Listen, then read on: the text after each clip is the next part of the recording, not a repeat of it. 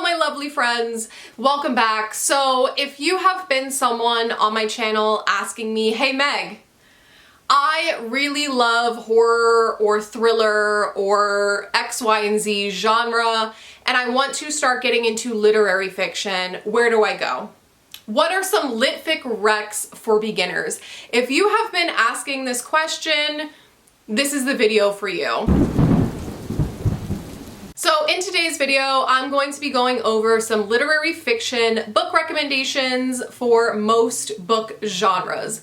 So before we get started, we kind of have to talk for a minute. What is genre fiction and what is literary fiction? Okay, what is the difference? A lot of people don't really know what literary fiction is. So literary fiction is not specifically a genre, it's kind of like the general fiction section. When you walk into a bookstore, it's just like general fiction. Where do you go? I don't know what I like. I don't know what to look for.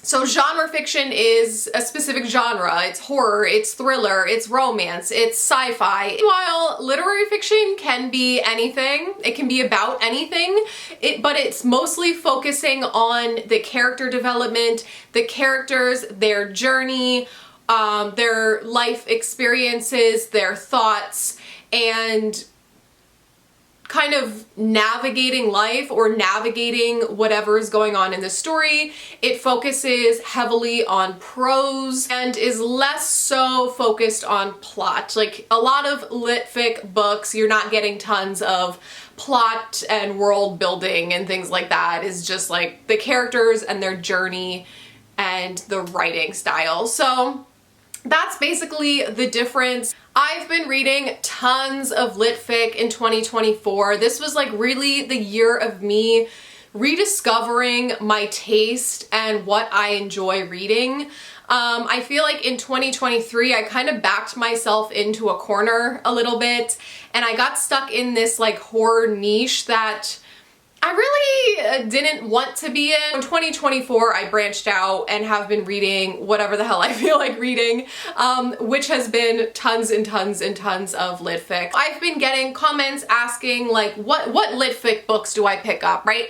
So I have 12 recommendations for you based on the genre. But before we go ahead and get started, I just want to quickly thank Rose Forever New York for partnering with me on this video. Rose Forever New York is a brand that was launched in 2019. They design luxurious rose boxes with natural roses that stay fresh and gorgeous for at least a year. So all of their roses are real and natural. They're harvested, then dehydrated, and then preserved with a natural plant-based derivative, and then arranged. So they have tons and tons of arrangements on their website. And so I do have this box right here that I wanted to show you. This is from their Black Velvet collection, and these are the light pink roses. They are beautiful, they smell beautiful. I absolutely love these. I love just like setting them out on the table.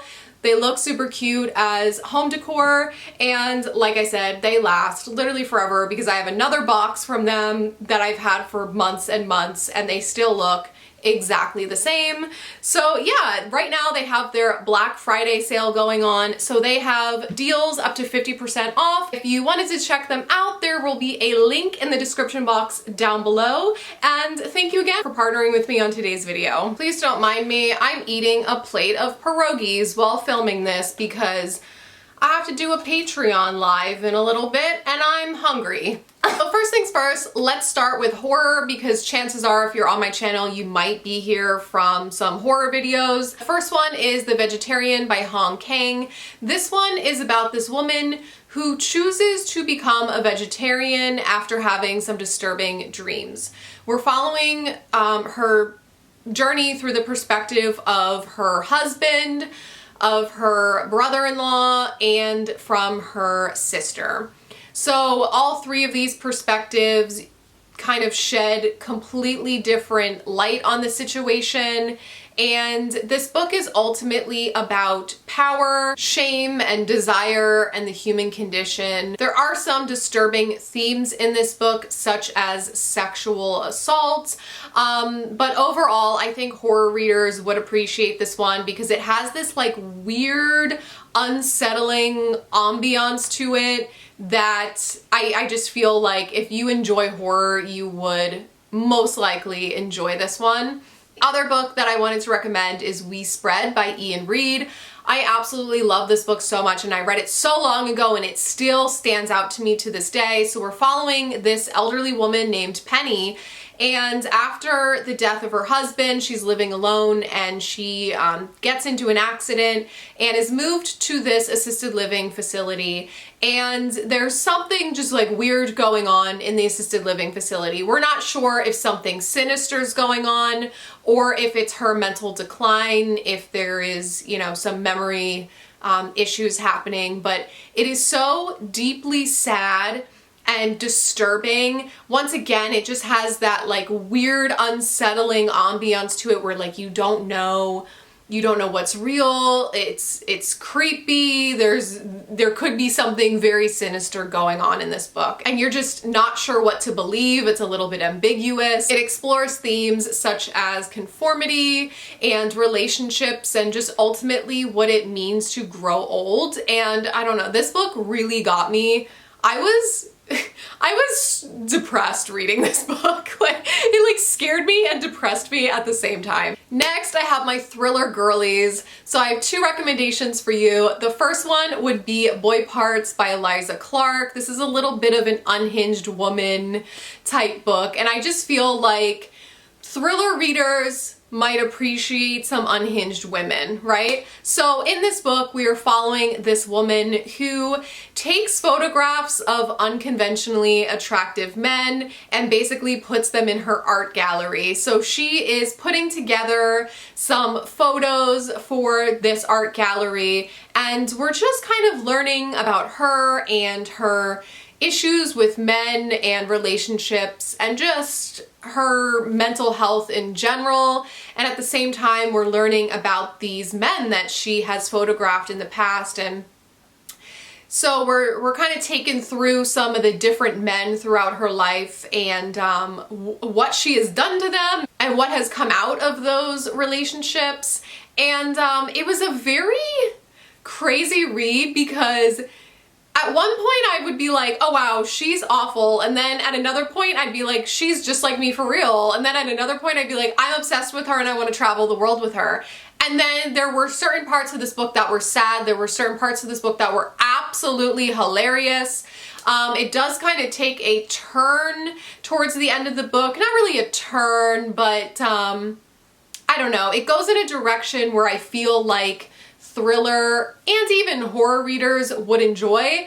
I absolutely love this book so much. It's one of my favorite books I've ever read. And then next, sticking with that unhinged woman theme, would be My Husband by Maud Ventura. So this is a book about a woman who is obsessed with her husband. She is so obsessed with her husband. That's all she thinks about. That's all she talks about. She's obsessed with finding things wrong. So the one day he like says if she was a fruit that she would be a clementine or something, and this sends her into such a deep spiral. She's like, what does he mean by this? I can't believe he compared me to a clementine. And she just goes on this downward unhinged spiral, descent into madness. This book does have a thriller twist to it, and I feel like if you're a thriller reader, you would really enjoy this one because it does give that like lit fic, all character, no plot vibes, but with a twist. Next, if you really like crime or true crime, I would recommend Tampa by Alyssa Nutting. This book is fucked up. I mean fucked up. I feel like if you are into true crime, you could handle this one, okay? So this is about a teacher, a female teacher who basically grooms her boy students into sexual relationships with her. It is disgusting, it is vile, but it was so well written and so well done, and I believe it is based on a real case. I've looked into this. It is based on a real, like, true crime case. So I feel like this would be up your alley, but just be aware of content and trigger warnings for this one. Next is Eileen by Oteza Moshfegh. This is a book about a woman named Eileen who is taking care of her alcoholic father and dealing with shit at her job. She works at a boys' prison. And basically one day, while working at the prison, this new woman starts and she becomes obsessed with this other woman. And where this book goes, it kind of takes this turn into this like weird, I don't really want to say, it does have kind of like a crime aspect to it, I guess you could say. It does take this turn towards like the last third of the book where I feel like true crime people would really enjoy this one, but we are following her and just like her deep, dark thoughts and mental illnesses and just issues that she's been dealing with. I don't know, I just found like the whole psychology of this woman fascinating. On one hand, I was like, oh, she's just like me for real. And then on the other hand, I was like, well, she's kind of an awful person too. So that's just the kind of dynamic that I love. Next, for my fantasy readers, I'm sorry, I don't have much for you because fantasy is really based on like world building and I don't know, these like epic fantasies, which I feel like is the total opposite of lit fic. But I would recommend maybe trying magical realism. So that's a literary style that kind of blends some magical elements thrown in there without taking away that literary fiction style of writing, if that makes sense. There are two books that I would recommend for magical realism. The first one being All's Well by Mona Awad. This one is about a woman suffering in debilitating chronic pain. And she is a professor at a college and she teaches theater, and she is determined to put on the Shakespeare All's Well But Ends Well play. Her chronic pain is interfering with her life and she is taking a bunch of pain meds and dealing with some like backlash from her students, and this goes into very, very weird, strange, ambiguous territory, which is not my favorite typically, but I feel like the weird kind of Alice in Wonderland thing going on might appeal to some fantasy readers, and I absolutely love this one for the chronic pain rep alone. I mean, this was just so heavily accurate because I'm someone that deals with chronic pain, and this one has a special place in my heart for that reason. And then the other book I have to recommend you is The Book of X by Sarah Rose Etter. This one isn't as heavily magical realism as All's Well is. All's Well is like really weird. This one is just slightly weird. So we're following this girl that has a knot in her abdomen. So we follow her from the time that she is a child and a teenager and through the time that she is an adult. So she's dealing with this deformity that basically makes her feel very isolated and unloved. And this book is so depressing. It's so sad because it was so relatable to me dealing with a chronic illness and like the constant doctor's appointments and the constant feelings that you have navigating this and how people make you feel throughout your life.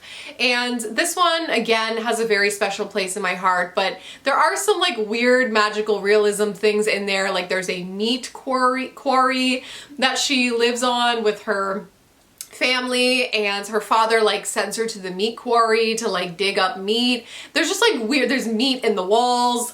There's just weird stuff going on that I feel like you might appreciate if you enjoy fantasy. This one, I'm kind of going out on a little whim here, but like I said, I didn't have much to recommend you. Next, let's talk about my romance girlies. I have two books to recommend you. The first one is Intermezzo by Sally Rooney. I know, I'm not a big Sally Rooney lover, but at the end of the day, I would recommend this book. I'm going to talk about it more in my wrap up, but this is about these two brothers dealing with grief. One is in his 30s, one is in his 20s, and their father just passed away from cancer, so they're dealing with grief while navigating their own personal relationships with women. So you are taken on this deep dive of their relationships and the drama and the struggles and kind of what it's like to figure things out while being in difficult situations. I think if you are a romance reader specifically, I'm not a romance reader really, but I think you would appreciate this book for that exploration of these romantic relationships. And not everything is like, you know, perfect and wonderful. It's exploring like real issues and emotions. So I would recommend it for that reason. And then next would be Good Material by Dolly Alderton. This one is about a man. So it's a male's POV after he goes through a breakup. So he is a comedian and he's kind of a struggling comedian, and he just goes through a breakup and he has to like move, you know, they live together and he has to move out, and it's just going through his feelings and his thoughts going through this breakup and navigating life afterwards, and just how shitty everything is and how you have to literally learn to like rebuild your life and reframe your mind after a breakup. And I just really loved that it was from the male's POV because we don't see that a lot. And I think she did a really great job navigating once again, like a realistic relationship. Like he felt real, this felt like a real relationship. And I appreciate books like this that aren't just like, oh, lovey-dovey, everything is wonderful. It's exploring actual real life topics. Then building off a romance, let's talk about the Smut girls for a second. I have just one author and two books to recommend you. Melissa Broder. I love Melissa Broder with every fiber of my being. I feel deeply connected to this woman. I've never spoken to her. I've never met her, but I just know that she gets me, okay? Her books are unhinged in the best way possible. The first one I have to recommend is The Pisces. So in this book, we are following this woman who just went through a breakup, and she's obsessive and unhinged and going through a descent of madness. And she's basically, you know, she goes to stay at her sister's house, I believe it was her sister, to dog sit, and she meets this merman that she becomes obsessed with. And there's some merman smut in this book, which is why I'm recommending it for you. But this book really just explores mental illness and obsession and toxic relationships and toxic people. She just did a really, really great job at exploring like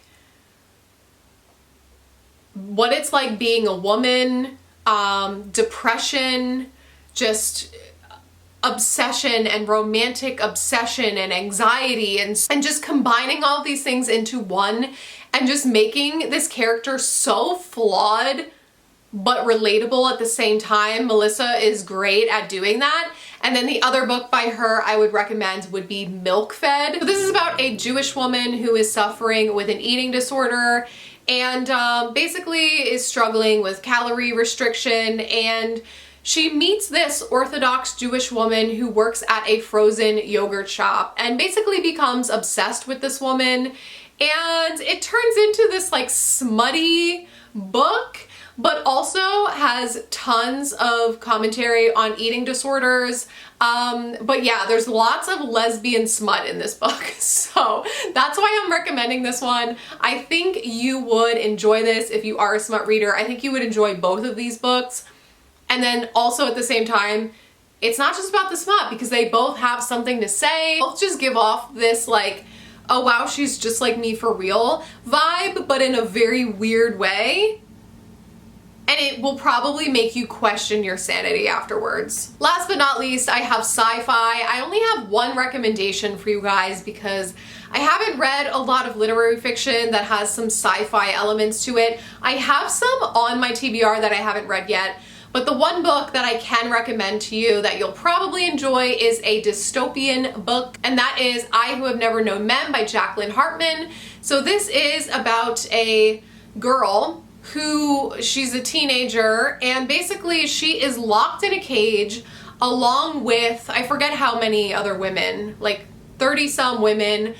They are locked underground in a cage together. Our main character has never known anyone other than these women. She is born and raised down there in this cage, and all of the other women have, you know, known a normal life beforehand, and they were captured and put down there, and then our main character is the only one that has never known life before this one.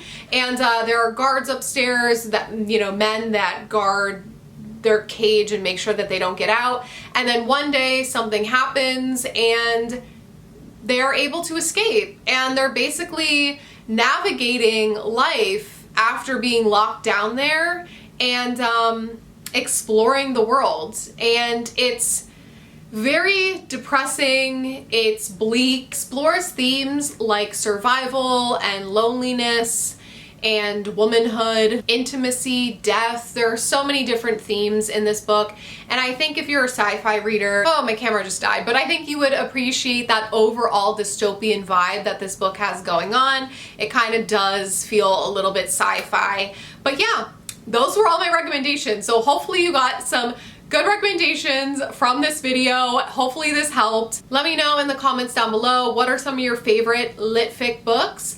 And if you read any of these, let me know your thoughts. I love you guys, and I'll see you in my next video. Bye!